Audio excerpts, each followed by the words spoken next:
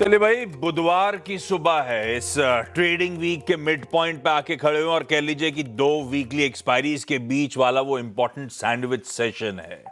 और वैसे बुल्स और बियर्स के बीच वो टसल, वो खींचतान के चलते मार्केट्स भी सैंडविच्ड होते हुए आपको नजर आएंगे।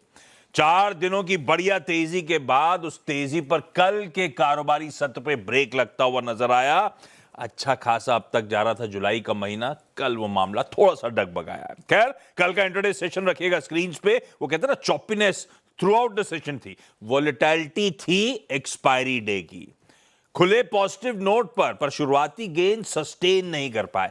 हम एक समय 24,500 के ऊपर कामकाज कर रहे थे, पर उसके बियॉन्ड वो डिसाइसिव मूव्स नहीं आए। क्रूशियल रेजिस्टेंस जोन से हल्की मुनाफा वसूली और इवेंचुअली हुआ क्या, इन रेड समाप्ति हुई सेशन की। और जब मैं क्रूशियल जोन कह रहा हूं तो कल जिन लेवल से ठंडे पड़े, कह लीजिए वो एग्रेसिव कॉल राइटर्स का जोन था, उसी के इर्द गिर्द 24,400 450 के इर्द गिर्द हमारा 200 डेमा प्लेस्ड है। और प्रीवियस स्विंग हाई सामने खड़े हुए थे भाई। इससे पहले 21 अप्रैल को 24,601 के उच्चतम स्तर छूने के बाद मामला ठंडा पड़ा था। उसकी दहलीज पे पहुंचते पहुंचते कूल ऑफ हुए भारतीय बाजार।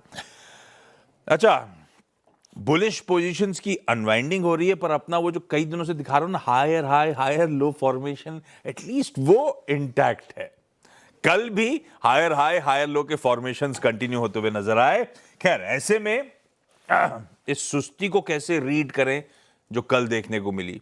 मेयर एक्सपायरी डे वोलेटिलिटी, उससे रिलेटेड एडजस्टमेंट्स थे, या क्या वो बुलिशनेस इंटैक्ट है भारतीय बाजारों की? क्या वो टेक्सचर बाय ऑन डिप्स का कंटिन्यू करता हुआ नजर आएगा? सबके जहन में इस तरह के सवाल होंगे, उन्हीं सवालों को एड्रेस करेंगे। बस ये हुआ है कि ये तो कल की कहानी थी।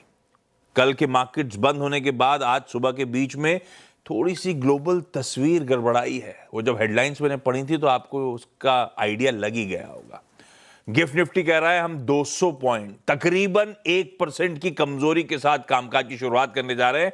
एशियन पीयर्स, यूएस के मार्केट सब स्क्रीन पे दिखा दीजिएगा। क्यूज तो खराब है ही हैं, क्योंकि जो कुछ हेडलाइंस में मेंशन था उसके चलते हुआ क्या, हमारे लिए कच्चा तेल वो 72, 71, 72, 73 के ब्रैकेट वाला एकदम से इंच अप कर गया है।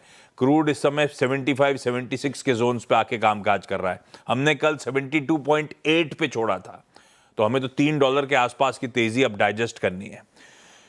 और थोड़ा सा वो जियोपॉलिटिकल रिस्क अब भाव में नजर आएगा। क्या हुआ